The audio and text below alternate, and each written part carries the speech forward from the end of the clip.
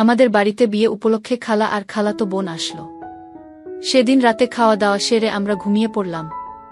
তারপর নড়াচড়ার জন্য আমার ঘুম ভেঙে গেল।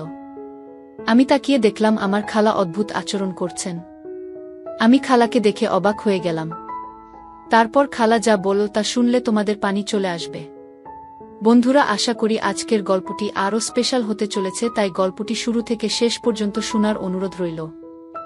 আমাদের জয়েন্ট ফ্যামিলি না হলেও বাবা কাকারা সবাই একই জায়গায় যার যার মতো বাড়ি বানিয়ে বসবাস করত।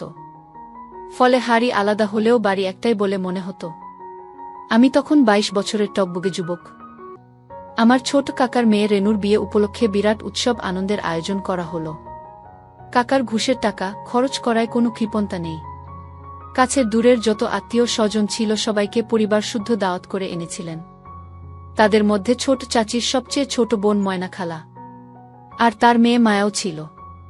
মায়া তখন কলেজে পড়ে, অসম্ভব রকমের সুন্দরী আর খুবই অহংকারী।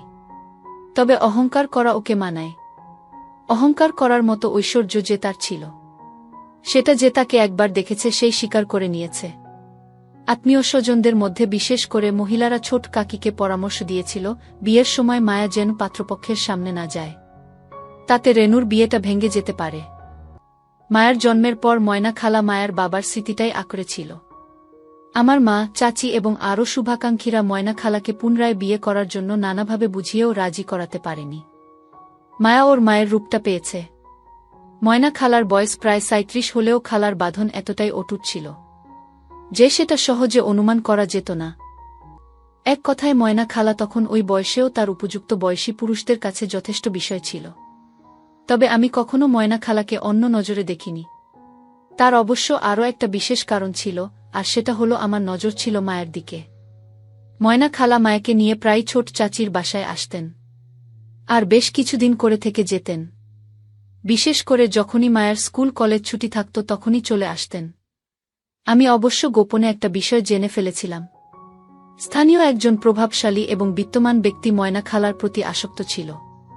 সে প্রায় খালার বাসায় বিভিন্ন ছলছুতো নিয়ে আসত আর ইনিয়ে বিনিয়ে খালাকে পটানোর চেষ্টা করত। সেজন্যেই খালা সুযোগ পেলেই চাচির বাসায় চলে আসতেন। ময়না খালার সাথে আমার সম্পর্ক ছিল অত্যন্ত সহজ, স্বাভাবিক এবং সুন্দর। অনেক সময় গল্প বাঁধন ঠেলে ফুলে থাকা খালার অপূর্ব সুন্দর বের হয়ে পড়ত, আর ময়না খালা সেটা খেয়াল করে একটা মিষ্টি হাসি দিয়ে উঠিয়ে নিত। ছোট চাচির বাসায় এসে খালাকে কখনো চুপটি করে বসে থাকতে দেখিনি। সবসময় বিভিন্ন কাজে ব্যস্ত থাকত। একবার আমি গোসল করার জন্য বাথরুমে গিয়ে দেখি খালা কাপড় ধুচ্ছে। আমাকে দেখে বলল, একটু দাঁড়া, আমার প্রায় হয়ে গেছে, কাপড়গুলো ধুয়ে নেই। গ্রামের বাথরুম খোলা জায়গায়, তবে গ্রাম হলেও আমাদের বাড়ির বাথরুম ছিল পাকা করা। আমি বাথরুমের বাইরে দাঁড়িয়ে অপেক্ষা করছি। খালা কাপড়গুলো আছড়ানো শেষ করে বালতিতে পানি নিয়ে ধুতে লাগলেন। সেজন্যে খালাকে বসা থেকে উঠে দাঁড়িয়ে বাকিয়ে হামা দিয়ে ধুতে হচ্ছিল। চোখের পলক পড়ছিল না, এক দৃষ্টিতে খালার সেই অপূর্ব সুন্দর ঐশ্বর্য দেখছিলাম। এমন সময় খালা আমাকে হয়তো কিছু বলার জন্য আমার দিকে তাকিয়ে আমার চোখের দৃষ্টি অনুযায়ী নিজের দিকে তাকালো। আমাকে দিকে তাকিয়ে হেসে বললেন, কিরে হা করে কি দেখছিস? দাঁড়া, তোর মাকে বলি তোর একটা বিয়ে দিয়ে দিক। আমি লজ্জায় লাল হয়ে বললাম, খালা এসব কি বলছেন? খালা রহস্যময় হাসি দিয়ে বললেন, আর আমি বললেই দোষ? আয়, আমার হয়ে গেছে, তুই তো ভীষণ হয়ে গেছিস, নে গোসল করে ঠান্ডা হও, বলে হাসতে হাসতে চলে গেল খালা। নিজের উপর ভীষণ রাগ হতে লাগলো আমার। এ কথা যদি মায়া জানতে পারে? খালা এমনিতে খুব পরহেজগারি ভাব দেখাত, নিয়মিত নামাজ পড়ত আর পর্দা করত। তবে আমার সামনে খালা মাঝে মাঝে যেরকম অমনোযোগে তাতে আমার মনে হতো পরহেজগারিটা খালার একটা খোলস। আমার বিশ্বাস ছিল যে খালা যতই পরহেজগারি দেখাক না কেন, কেউ যদি খালাকে প্রস্তাব দিয়ে বসে তবে খালা রাজি না হয়ে পারবে না। মায়ের সাথে আমার সম্পর্কটা বেশ জমে উঠছিল। অনেক কাঠখড় পুড়িয়ে শেষ পর্যন্ত ওর সাথে সরস একটা সম্পর্ক তৈরি করতে পেরেছিলাম। কিন্তু মেয়েটা বড়ই রহস্যময়ী আর ভীষণ অহংকারী, জেদি। মায়ের অপূর্ব সুন্দর চেহারা আর আমার মনে মনে কল্পনা করতাম, যদি আমি আরও বড় হতাম আর বেশ ভালো একটা চাকরি করতাম, তাহলে মাকে বলে ময়না খালাকে প্রস্তাব দিতাম মায়াকে বিয়ে করার জন্য। যাই হোক, সেটা যখন হবার নয় তখন আমি মনে প্রাণে চেষ্টা চালিয়ে যেতে লাগলাম। যেভাবেই হোক কমপক্ষে একটিবার হলেও না পারলে সারা জীবন আক্ষেপ থেকে যাবে, যা থেকে আমি কোনোদিন মুক্তি পাব না। মাঝে মাঝে মনে হতো আমি প্রস্তাব দিলেই মায়া আমার সাথে রাজি হয়ে যাবে, কিন্তু পরক্ষণেই আমি একটু কাছে ঘেঁষলেই নানা কৌশলে আমাকে পাশ কাটিয়ে চলে যেত। কিছুতেই আমার নাগালের মধ্যে আনতে পারছিলাম না। মাঝে মধ্যে ওর হাত ধরতে পেরেছি, কিন্তু এর বেশি কিছু নয়।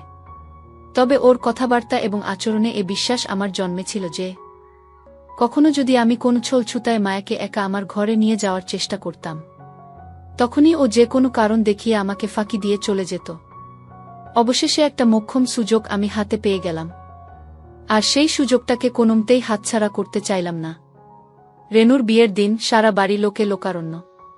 আমরা সবাই অতিথিদের খাওয়া দাওয়া, টেবিল চেয়ার, ঘর সাজানো, রান্নার বিভিন্ন উপকরণের যোগান দেওয়া, এসব নানা কাজে ব্যস্ত।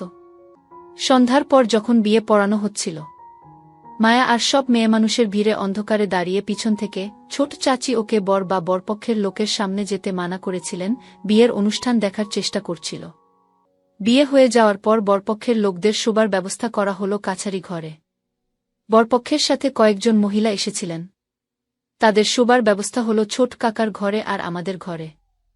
আমি জানতাম এমনটা হবে, শোয়ার জায়গার অভাব হবেই, তাই আগে থেকেই আমার ব্যবস্থা আমি করে রেখেছিলাম।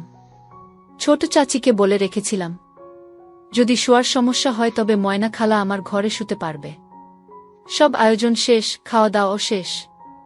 তখন প্রশ্ন উঠল কে কোথায় শোবে। আমি ঘরের বাইরে দাঁড়িয়ে সব শুনছিলাম। ময়না খালা চাচিকে বললেন, বুবু, আমাদের জায়গা তো দখল হয়ে গেছে, আমরা মামেয়ে কোথায় শোব? ছোট চাচি বললেন, তোরা যদি কিছু মনে না করিস তাহলে মনির ঘরে শুতে পারিস, তা না হলে রান্নাঘরে আমাদের সাথে গাদাগাদি করে থাকতে পারিস। চাচির প্রস্তাবের সাথে সাথে ময়না খালা আমার গড়ে শোয়ার পক্ষে মত দিলেন, কিন্তু মায়া প্রতিবাদ করে বসল। নিচু স্বরে খালাকে বলল, তুমি কি পাগল হয়েছ মা? খালা একইভাবে মায়াকে বললেন, একটা তো মাত্র রাত মা, তাছাড়া মনি আমাদের ঘরের ছেলে, ওকে আমরা কি চিনি না? সেই ছোটবেলা থেকেই তো ওকে দেখছিস। মায়া তবুও আমার ঘরে শুতে নিমরাজি হচ্ছিল। তখন খালা ওকে ধমক দিয়ে বললেন, পাগলামি করিস না মায়া, এই গরমে গাদাগাদি করে রান্নাঘরে পচার চেয়ে মনির ঘরে শোয়া অনেক ভালো। আর কথা বলবি না, চুপ করে থাক। আমি একটু সরে গেলাম, একটু পরেই চাচির গলার আওয়াজ পেলাম, আমাকে ডাকছেন। আমি হাজির হলে আমাকে জানালেন যে ময়না খালা আর মায়া আমার ঘরে শোবে। খুশিতে আমার নাচতে ইচ্ছে করছিল, তবুও নিমরাজি হবার ভান করে রাজি হলাম। তখন চাচি বললেন, তোর কোনো সমস্যা হবে না, আমি ওদের জন্য মেঝেতে বিছানা করে দিচ্ছি। সাথে সাথে আমি প্রতিবাদ করলাম, না চাচি, সেটা কি করে হয়? খালা মুরুব্বি মানুষ মেঝেতে শোবে আর আমি খাটে শোব, এ হয় না। বললাম, শুধু মায়া হলে সেটা কোনো ব্যাপার ছিল না। মেঝেতে বিছানায় কেন, ও যদি মাটিতেও শুতো তাতেও আমার কিছু যেত আসতো না। কিন্তু খালা কি করে মেঝেতে থাকবে? কিন্তু ময়না খালা সে কথা উড়িয়ে দিয়ে বলল, দরকার নেই বাবা, তোর সিঙ্গেল খাট, আমাদের দুজনের ঠাসাঠাসি হবে, তার চেয়ে মেঝেতে হাত পা ছড়িয়ে আরাম করে শোয়া যাবে। তুই ভাবিস না, আমরা মেঝেতেই শোব। আর এতে তোর খারাপ কি আছে? আমি তো নিজের ইচ্ছেতেই মেঝেতে শুচ্ছি।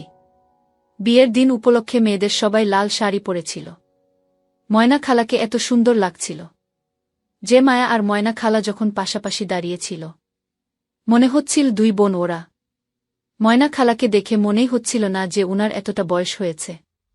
দুপুরের পর সবাই যখন সাজুগুজু করে বেরুলো, ময়না খালাকে সবার থেকে আলাদা লাগছিল। খালা, আপনাকে যা লাগছে না? খালা সলজ্জ হাসি দিয়ে বলল, যাহ, তুই আর পাকামো করিস না, এই বয়সে আবার। আমি হাসতে হাসতে বললাম, আপনাকে দেখে মনেই হচ্ছে না যে আপনার এত বড় একটা মেয়ে আছে। সাবধান, কেউ আবার আপনাকে অবিবাহিত মনে করে বিয়ের প্রস্তাব দিয়ে বসতে পারে। আমি জানতাম আমার এসব কথা খালার খুব ভালো লাগছিল, কিন্তু তবুও উনি আমার দিকে তেড়ে এলেন। এবারে সত্যি সত্যি আমি তোর মাকে বলবো যাতে উনি তাড়াতাড়ি তোকে বিয়ে দিয়ে একটা বউ এনে দেন। যা ভাগ, এখানে দাঁড়িয়ে গুলতামি করলে হবে? কাজ নেই তোর? খালা যেন আমার সামনে থেকে তখনকার মতো পালিয়ে বাঁচলেন। চাচি আমার ঘরের মেঝেতে দেয়াল ঘেঁষে তোষক পেতে বেশ বড় করে একটা বিছানা করে দিলেন। আমরা যখন শুতে গেলাম তখন প্রায় মাঝরাত। খালা দেয়াল ঘেঁষে আর মায়া বাইরের দিকে শুলো দেখে খুশিতে আমার রীতিমতো বাজাতে ইচ্ছে করছিল। এটাই তো চাইছিলাম। মনে মনে ভাবলাম, এত রাত করে শোয়া হলো। শোয়ার পর বাতি নিভিয়ে দেয়া হলো। ঘরটা ঘুটঘুটে অন্ধকার হয়ে গেল। এমন অন্ধকার যে নিজের হাতটাও দেখা যাচ্ছিল না। কেবল 3টে প্রাণীর শ্বাস ফেলার আওয়াজ শোনা যাচ্ছিল। বাইরে তখনও কোলাহল, ডেকোরেশনের লোকজন প্লেট, গ্লাস, টেবিল, চেয়ার, ডেকচি এসব গোছাচ্ছে। অনেকক্ষণ ঘুম এলো না। কিভাবে কি করব সেটাই ভাবছিলাম। এসব 7-5 ভাবতে ভাবতে কখন যে ঘুমিয়ে গেছি টের পাইনি। একটা বাজে স্বপ্ন দেখে ঘুম ভাঙল। জেগে দেখি গরমে আমার শরীর ঘেমে গেছে।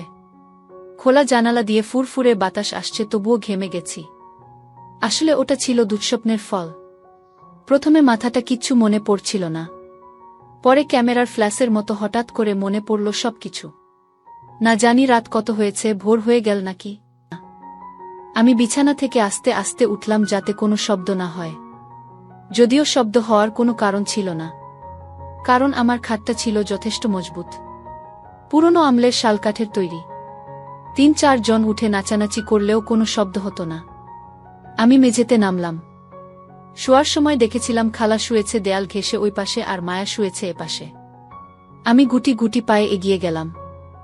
ঘরের মধ্যে ঘুটঘুটে অন্ধকার। কেবল আবছাভাবে ওদের বিছানাটা দেখা যাচ্ছে। বিছানার কাছে গিয়ে দাঁড়ালাম। দুটো ফোঁস ফোঁস করে ঘুমাচ্ছে। দুজনের মাঝে প্রায় 3 ফুট দূরত্ব। বড় বিছানা, গরমের কারণে ফাঁক রেখে শুয়েছে। অন্ধকারে লাল শাড়ি কালচে লাগছে।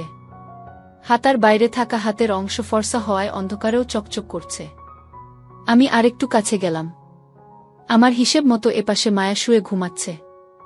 ফলে কাছেও চকচকে ফর্সা ত্বক দেখা যাচ্ছে। আমি আস্তে আস্তে মায়ের কাছে বসে পড়লাম। আলতো করে ডান হাতটা রাখলাম ওর ফর্সা হাতের উপরে। অন্ধকার একটু ফিকে হয়ে এসেছিল। চেহারা না বোঝা গেলেও বেশ দেখা যাচ্ছিল যে দুজনেই দেয়ালের দিকে মুখ রেখে কাত হয়ে শুয়ে ঘুমাচ্ছে। তবুও সাহসে ভর করে হাতটা আরেকটু এগিয়ে দিলাম। বন্ধুরা, আজকের মতো এখানেই শেষ করলাম। দেখা হবে পরের ভিডিওতে। সবাই ভালো থাকুন। ধন্যবাদ।